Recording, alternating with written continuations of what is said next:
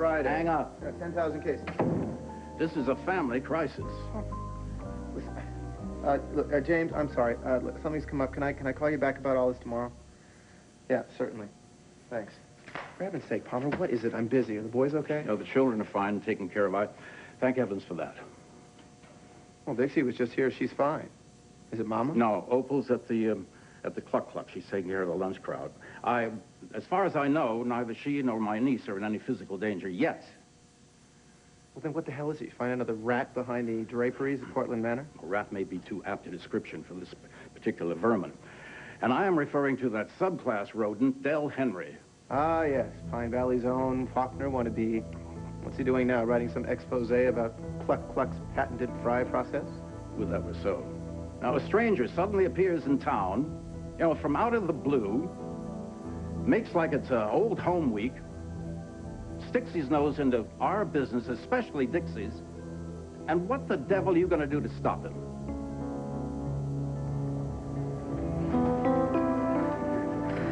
Go ahead, sit down.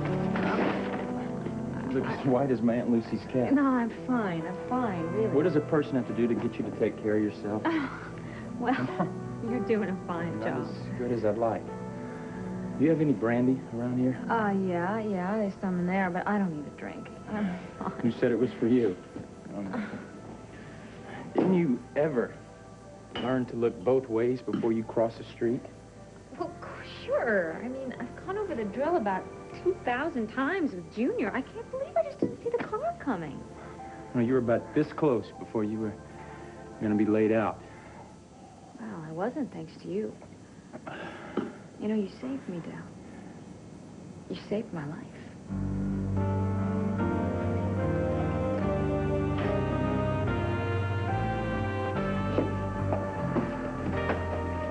What are you doing in my office, Hayley? Just making good on my threat and promise to lend my time and expertise to Erica's company. My company. No, your company, your office, whatever. I just happened to see this ad campaign for the Labor Day issue of Teen Queen magazine, and I thought I'd make a few small, minor improvements. Yeah, I'll bet. It's one thing Erica taught me, is to always trust my instincts. All right, can we dispense with this? We both know that you don't give a damn about the company's fall colors. Oh, but I do. I've got a real soft spot in my heart for this place. Oh, and not with the fascinating story of how Erica gave you your first big break again, all right? We've had that ad nauseum. You're not here to wax nostalgic about the good old days. Well, you're the expert on ulterior motives, Alec. Why am I here? I don't know, Hayley. I can only assume to bust my chops. What? What is it today? Adam and Gloria, obviously back together. You just, what, couldn't resist the temptation to come over and gloat? Would I do that? Yeah, I'd do that.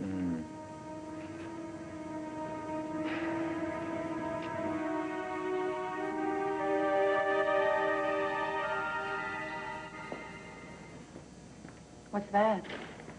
Oh, nothing. Junk mail. It didn't look like a sales pitch to me. It looked like some cutout letters. This is nothing that should concern you in any way. Adam, this is between us, okay? It's us. No more secrets between us, right? You have to promise to be as open and as honest with me as I swore that I would be with you. Now, come on, hand it over. Hand it over.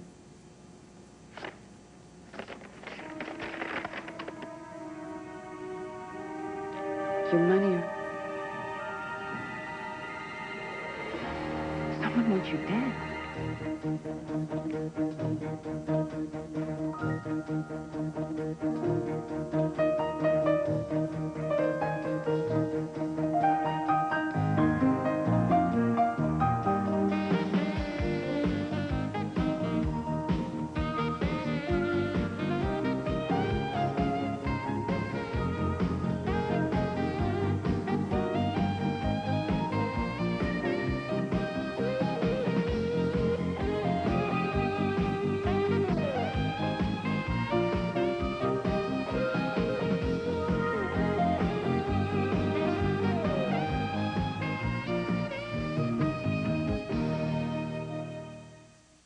All My Children, brought to you by new Casting Tone-on-Tone Colorant by L'Oreal. Hair color with brilliant shine.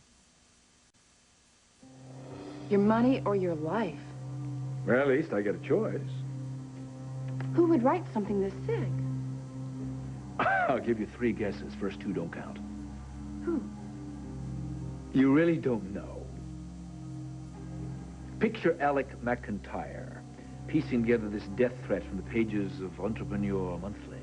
Alec? Well, I would say he's the obvious suspect. I made a few enemies in this town, but a quick replay of recent events pinpoints McIntyre. Come on, you think Alec would threaten your life? Well, it's not such a stretch, is it? You know him better than anyone. Yes, I do, which is why I know he would not send this note. You can't rule out McIntyre entirely. You and I are back together, and he's a very sore loser. Okay, well, it's no secret. Everybody knows that he hates to lose and that he does have a very bad temper, but no, he's not capable of violence. They say that anybody can commit murder if the circumstances are right. Not Alec. I've never seen him lose control. Well, no, he doesn't lose control. He doesn't get mad. He gets even.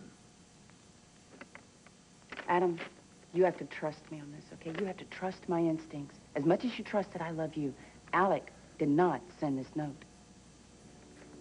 Well, if he didn't, wonder who did.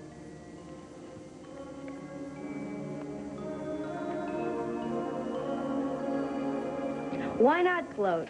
It's 0 calories and oh so much fun, plus I'm a sap for a happy ending. Okay, that's enough. Bye, Hayley. Oh, by the way, what makes you think Adam and Gloria are going to live happily ever Well, after? everyone seems to know it except for you, which is why your feeble attempt to come in between them failed miserably. As opposed to your feeble attempt to get them back together, which almost got them killed. Well, true. My methods were risky, but 100% effective. See, now they're more solid than ever. Mind your own business, Hayley. We'll all live longer. Bye. So tell me, it had to kill you to see my dad with his arm around Gloria today. Hayley, my primary concern right now is my son. Oh, that's right. That's why you had to rush right over to Gloria and thank her for showing you the error of your ways and thank her for telling you to back off Jamal when you did. Like you actually care what happens to that kid. Hayley, back off. Like you backed off Gloria? Yes, exactly. All the accidental reunions in town and in the boathouse? I explained all of those to Oh, Adam. to save your own scale. No, because I don't want to cause Gloria any trouble. What? Can't you get that through your head? Gloria and I are finished. We're done. She says that. But you know, I'm not. Where do you get off making these assumptions about my life? I don't recall anybody asking you for your opinion, yet here you are, right in my face. God, part-time psychologist, full-time pain in the butt. What do you want from me, Hayley? Same thing I wanted last time around. A job offer I can't refuse. You are joking. We can discuss salary and job perks at a later date. As for my job description. What, office mole? Executive in charge of keeping tabs on Alec? I warned you, McIntyre. Now, you can either put me on the payroll, or, as a Mondo shareholder, I will drop in whenever I please. The choice is yours, but either way, consider me a part of the decor. I don't get it. Explain this to me, because I just don't get it. What is the angle here? Adam and Gloria are already back together. Erica has gone public with her plans to return to modeling. So what's the deal? Plans change. Okay, forget that. Let's say that she's plotting to take back Enchantment. I seriously doubt that her strategy would include the talents of a brat heiress who peeks through keyholes for a living. Well, it's a dirty job. But you don't need a job. See, that's the point. You don't need a job. You don't need money. There is no logical reason for you to be here. So why are you doing this to me? Don't be fooled by that country boy demeanor. That's just his cover-up. Oh, well, shut my mouth. He's certainly had me fooled. Del Henry is a man with a plan. He's gone to great lengths to make palsy-walsy with your fiancée. The fox is raiding the hen house in broad daylight, and your concern is your latest Chardonnay? It's amazing. Like looking in a mirror. What is? Your face. Especially the vein bulging in the middle of your forehead. It's exactly what I looked like 3 hours ago when I warned Dixie, in no uncertain terms, to beware of mysterious gentlemen callers. Pay any attention to you? Give me a break, Palmer. You know her as well as I do. She stormed out of here. As well she should have. The whole thing is ridiculous. Here we are engaged to be married, should be the happiest times of our lives, and here I am, so paranoid, worrying, looking around corners for psychos lately, I can't enjoy anything. Del Henry is probably exactly what he looks like, just some nice country boy who doing his damnedest to be friendly, that's all. Del Henry is a public menace. He's buttering Opal up one side and down the other, and now suddenly he's Dixie's best friend. I should have had him arrested the moment he set foot on my property. Well, that would have been interesting. Helping somebody with an essay is not exactly a crime. He is an accident waiting to happen. I feel it in my bones. Probably rheumatism. Either that or your old bones have gotten themselves in an uproar over nothing. Del Henry's exactly what I said he was. He's just a hick that's trying to find a friend. That's what they said about the Boston Strangler. Palmer, if you insist on making yourself crazy, running around town with your knickers in a knot about Del Henry, be my guest. But as far as I'm concerned, the only guy who is fixated on Dixie, who wants her all to himself, is little old me. You're looking at Del Henry through Dixie's rose-colored glasses. But then she always did have a blind spot when it came to men. Present company, very much included. Ooh, what a wound. Listen, Palmer, you can hardly fault your niece if she's the only person in the family that was blessed with a trusting nature. Well, virtue carried to an excess can be a fault. Well, in that case, I choose to err on the side of good faith. And where are you going? I'm going home. And then I'm going to apologize to Dixie for blowing this whole thing completely out of proportion. I don't know who's the bigger fool, you or Dixie.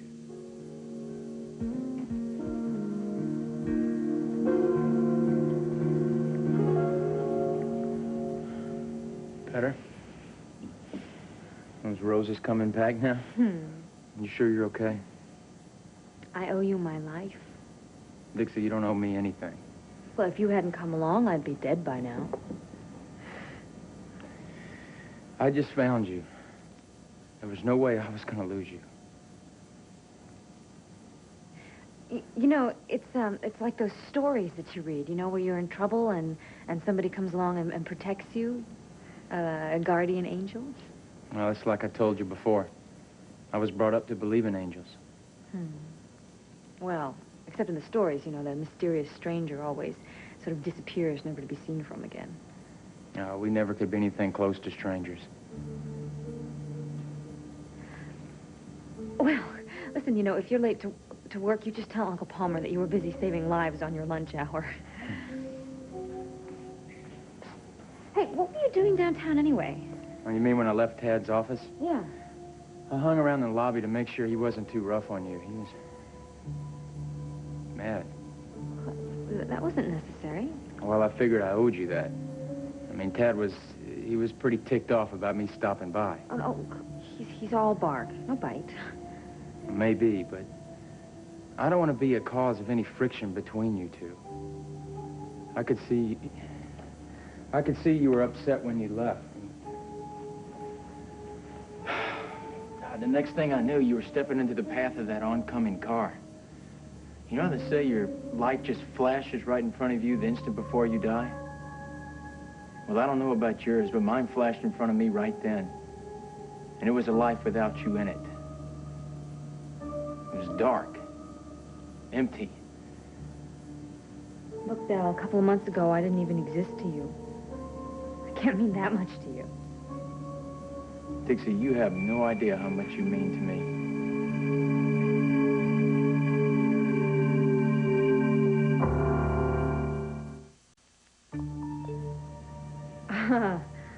I don't know what to say.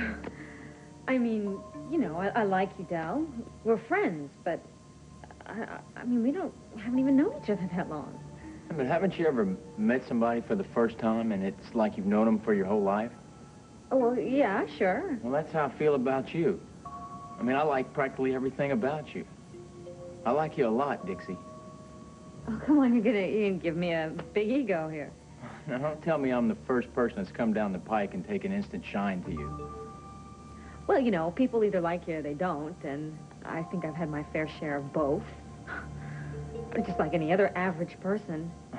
Well, you're a lot of things, but average, Anyone with half a brain can tell that you're a woman of rare fine quality. I mean, someone who cares about everyone from the district judge to the county dog catcher. Someone who would put every single one of them before herself. That means everything to me, Dixie. Del, we've only seen each other a handful of times. That's nowhere near enough for you to know anything about me. I know who I know. I know a woman who gets to the bakery before cocks crow so her family has fresh sweet rolls on the table every morning. who charms her little boy's classmates out onto the playground and gets them marching behind her and follow the leader in no time flat, and can flash that big smile at the shoe repairman, and he gives her 4 sets of new heels for the price of 2. And who knows the butcher's wife's cousin? Stop it. I don't want to hear this anymore. You've been following me. Yes, but I couldn't help myself.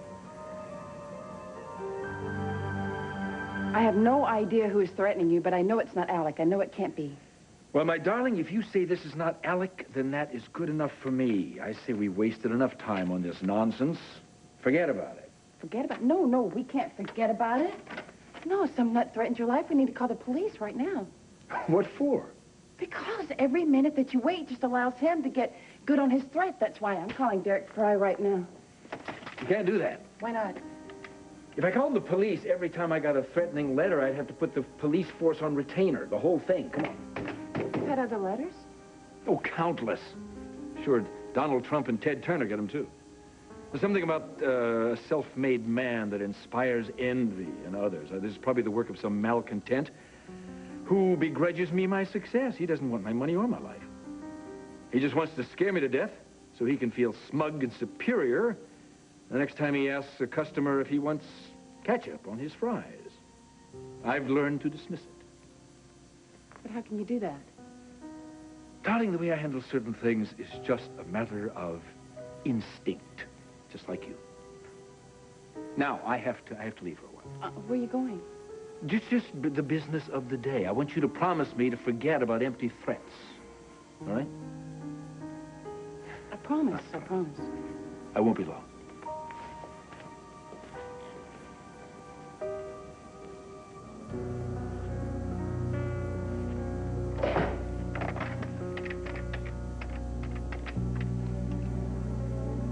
Hi, it's Gloria. Look, could you come over to the house, please? Yes, it's an emergency. The brat heiress P.I. can park her carcass wherever she pleases. And thank you so much for reminding me what a patronizing jerk you are. Well, it's difficult not to sound condescending, Haley, when I'm all the way up here and you're all the way down there. Ooh, quick with a snappy comeback and a pigeonhole for all the ladies in his life. Let's see, the way I see it, there are 2 types. Those you bed down, and those, like me, who aren't fit to shine your Italian leather shoes. You want to shine my shoe, Haley? Go ahead. Anything would be better than this stale avenging angel routine. Realistically now, how much more mileage can you get from needling me about Adam and Gloria? Oh, I don't know. I'm purring like a kitten with a full tank of leaded. Well, sweetie, take the joyride someplace else. Okay. Look, I'm sorry, but you made my family's life a total living nightmare, so pardon me if I take pleasure in finding new and unusual ways of making your life hell.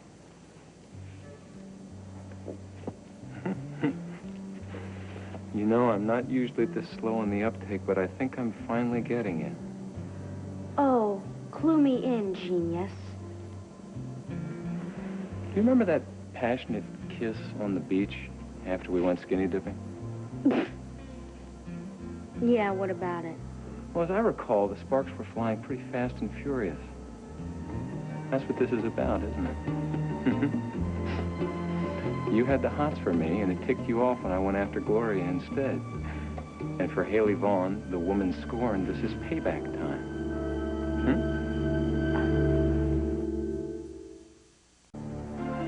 You sneaky. Wait, Dixie, wait, I can explain. No, I don't want to hear it, okay? Wait, Dad was right, you're a creep. You don't know me. Oh, you certainly know me, don't you?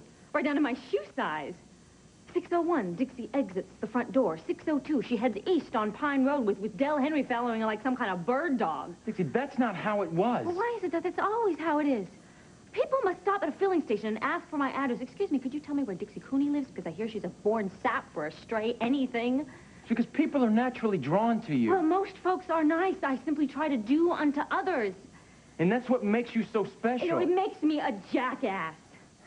I mean, I was proud of myself. I prided myself on the fact that so many mistakes that I had made, and still I refused to look for the worst in people. Because you can't do otherwise, Dixie. It's your nature. It's what drew me to you. Don't remind me. What was it? You found me in some kind of, in a graveyard, at my brother's grave, didn't you? I was crying. I was upset. I was depressed. I was feeling guilty about Will's death, and you just, one kind word from you, and you had my undying gratitude. No. You used my grief to get close to me. No, it broke my heart, you looking so sad. I could feel the love that you have for your brother wrap around my heart like a baby's blanket. It wasn't about you. It was about my brother, me, mourning him, and you took advantage of that. Bringing me books and flowers, treating me like we were some kind of soulmate. We are kindred spirits. You're ridiculous. You even helped me write my college entrance essay. Don't worry, Dixie. You're perfect just the way you are. It's how I feel. I don't care how you feel. Who cares how you feel? You don't care about me. You don't really care about my brother. All you care about is telling me what you think I want to hear so you can make your move on me. Dixie, that is not the way that I see Look, you. mister, you've been a very, very important teacher in my life because you taught me one great lesson, and that is never, ever trust a stranger. So why don't you just go back to that graveyard and dig yourself up another damsel in distress? Do you hear me? Why don't you just give her this? Read it to her. You tell her whatever she thinks she wants to hear. Tell her that she's the queen of the May, but don't you think you ever can come back here and talk to me again? Dixie, listen. You were making a big mistake. No, you're the one who made a mistake, mister. My guardian angel is nothing but a common stalker. Get out of my house before I call the police! I heard the lady. Get the hell out of here before I break your neck. So when did this note come? Today. He tried to hide it from me, but I caught him reading it. And you said Adam wasn't concerned? No, he said that this was not the first time he had been threatened, and it would not be the last. You think it's legit? I don't know what to think. I mean, I guess it could be. It could be legit, couldn't it? There could be somebody right now planning to kill my husband. Anything's possible. I mean, I see it all the time in the news. Think about it. Businessmen, executives who are held hostage and assassinated and executed. I almost lost my husband once before. I do not want to lose him again. He vetoed bringing in the police. Yes, that's why I called you. Does Adam have any idea who might have sent this letter? Well, he was pretty positive it was Alec. Same thought never crossed your mind. Well, Alec is a lot of things, yes, but an assassin, no. Don't be so sure. What? Don't be so quick to eliminate Alec from the suspect pool, okay? He might be just the guy that wants to deep six Adam. What solid-plated chutzpah. So you had a thing for me. Big deal. In your dreams. Oh, come on. Now, you know you wanted that kiss on the beach to go further, and it blew out your ego when I didn't come through. You know, you will forever be your one true love. Sure, Hayley. Then why all the lame excuses to be around me? Surely not to torment me about Gloria. I don't know, but I'm sure you're going to fill me in, Don This is Juan. my penalty for an incompleted past. You arrogant pig. Yeah, just like dear old Dad. Don't you know all little girls are attracted to men that remind them of their daddies? I'm arrogant, I'm ambitious. I can match him point for point when it comes to brutality. Aren't you always calling me a snake? Sounds like Adam to me. Oh, Hayley, why don't you just admit that you got a thing for us cold-blooded reptiles? You are a snake. You're a no-good snake, but I would sooner curl up with a boa constrictor than look twice at you. That kiss on that beach was a result of boredom and nothing else. Now I know you wanted me. I would want you like I would want leprosy. Do you actually think that I could ever possibly want something like you? I'm in love with the greatest man in the world. Charlie Brent is a real man, something you know nothing about. He's not an egomaniacal pig like yourself.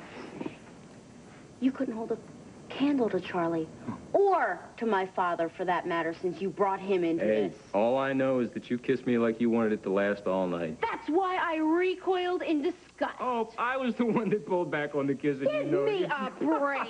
I'll tell you what, why don't you give me a break? Get out of here, Hayley. And you know what? You're welcome at the annual stockholders meeting. No time else. No more of this dropping into the office, because you are wasting your time and mine. There is no hope for us, and no reason for you to be here. Somebody would like to kill me. Is it you?